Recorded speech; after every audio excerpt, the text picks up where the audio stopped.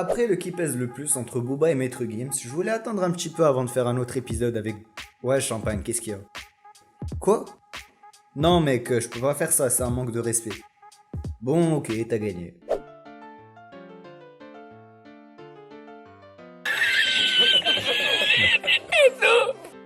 T'es content? Alors comme je vous disais, après avoir ouvert Instagram et avoir vu les news rap du moment, j'ai décidé de changer mes plans. Alors c'est avec plaisir les mecs que je vous dis.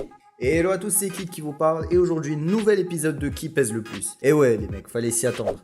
Après les derniers posts particuliers de La Fouine à l'égard de Booba, je me devais de faire cette vidéo. Les deux rappeurs ont une histoire derrière leur dispute incessante. Je suis pas là pour vous raconter les détails, mais je suis là pour vous rapporter les faits incontestables et pour vous donner une idée de qui pèse le plus sur le game. C'est parti. Round 1. Fight. Alors comme d'hab, ce premier round, c'est des chiffres. Le genre de truc parfait pour savoir qui est l'artiste le plus écouté et le plus aimé du public. La Fouine a vendu en tout et pour tout 985 000 albums, si on compte les ventes avec la Team BS et les mixtapes.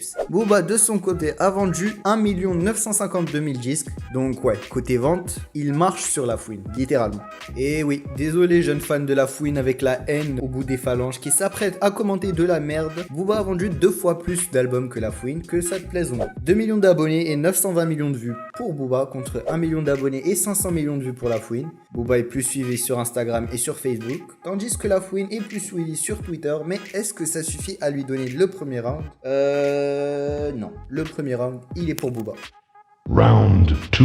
Fight. Deuxième round. Pareil que d'habitude, on regarde à quel point les artistes pèsent en dehors de l'industrie. Si t'as vu l'épisode d'à quel point sont-ils riches sur Booba, tu sais déjà que le rappeur tient une maison de disques, une radio, un site web, un parfum, une marque de whisky, de fringues, et il est actionnaire d'une équipe de foot, donc ouais, le mec sait très très bien ce qu'il fait. Alors, malgré ça... Je suis propriétaire, Fouini est propriétaire. Je suis propriétaire, Fouini est propriétaire. On ne peut pas vraiment dire que La Fouine se débrouille aussi bien que Booba, en tout cas en ce qui concerne le monde des affaires. La Fouine a signé chez Columbia Records, qui est lui-même une filiale de Sony Music Entertainment. Il a essayé d'ouvrir une maison de disques banlieue sale, mais le truc c'est que le label existe depuis 2008 et il a produit en tout et pour tout 11 albums.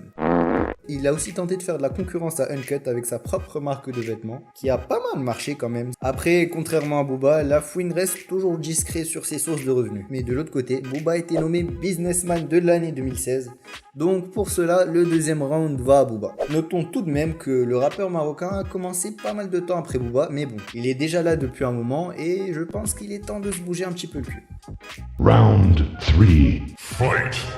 Troisième round. Bon, je pourrais arrêter là vu que Booba a déjà gagné 2 rounds, mais bon, on continue. Lorsque l'on juge un rappeur, on regarde sa carrière, son influence, ses accomplissements et surtout ses textes. Le truc c'est que juger les textes c'est souvent subjectif et certaines personnes ne seront pas toujours d'accord avec moi. Et surtout je risque de me faire spammer par des white knights de 13 ans avec l'orthographe de Jules qui me donneront les raisons plus débiles les unes que les autres sur le pourquoi du comment leur artiste préféré est le meilleur.